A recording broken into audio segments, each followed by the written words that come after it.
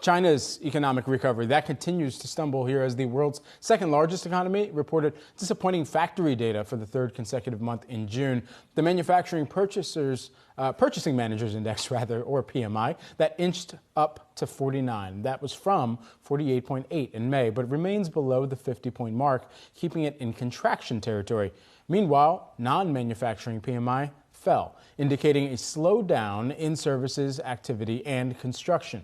China's GDP grew rapidly in the first quarter, but data from Q2 has not kept up with that initial pop. Still, Morgan Stanley forecasts a pickup in the nation's economy, with growth rising to 6% in the second half. Let's bring back in Seth Carpenter, Morgan Stanley chief global economist. Seth, what would be the catalyst for some of that pickup in the second half? Yeah, I think right now there are two key factors for us to get that stronger second half growth. The first one is that the resurgence in consumer spending after having had such tight COVID lockdowns for so long.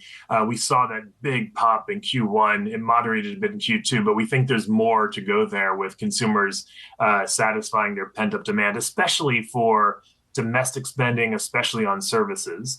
The second one, though, is, as you noted, we're getting a whole string of soft data now in Q2, especially from the manufacturing sector, if you will, the sort of old China economy sector. And we're looking for more policy stimulus to come out of Beijing. We've seen some relaxation of the restraint to the housing market. We've seen some easing from the central bank. We think we're just going to see incrementally more policy stimulus coming out of Beijing to really shore up those parts of the economy that are foundering. You know, Seth, as you guys point out in your note discussing a rebound in China, you also point out that there's a hot debate over whether it is indeed going to see this kind of reacceleration. Like we talk about the debates here all the time. It sounds like that one is equally, if not more, heated.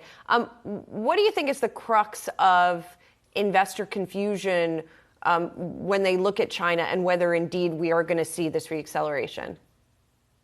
So I think there are a few contributing factors there to the overall market bearishness. The first one is just the plain facts. Q2 is very soft in China, or has been very soft in China, and there are no two ways about that. So that's not a topic of debate, and anyone can see that fact in the data.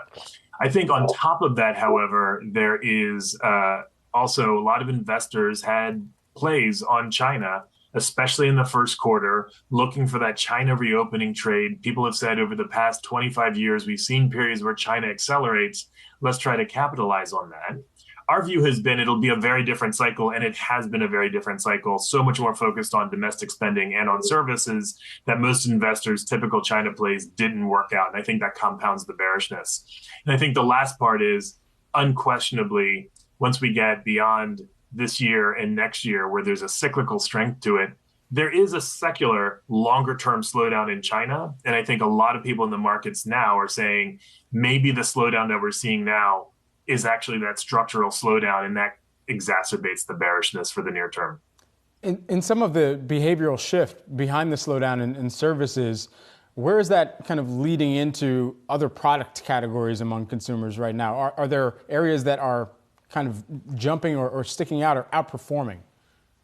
Yeah, I mean, we do think the focus really should be on services spending in the Chinese economy, and that fact, more spending on services than historically has been the case out of spending. That helps to explain why there is less of a spillover to the rest of the world of the Chinese acceleration in the first quarter of the year. And we also think even if we are right and we get this acceleration in the second half of the year, investors may be once again disappointed because that spillover, those betas to the rest of the world, are just not going to be anywhere near the size that people are used to. Seth, great to see you. Thank you so much. Happy holiday weekend to you. Seth Carpenter, Morgan Stanley Chief Global Economist. Appreciate it.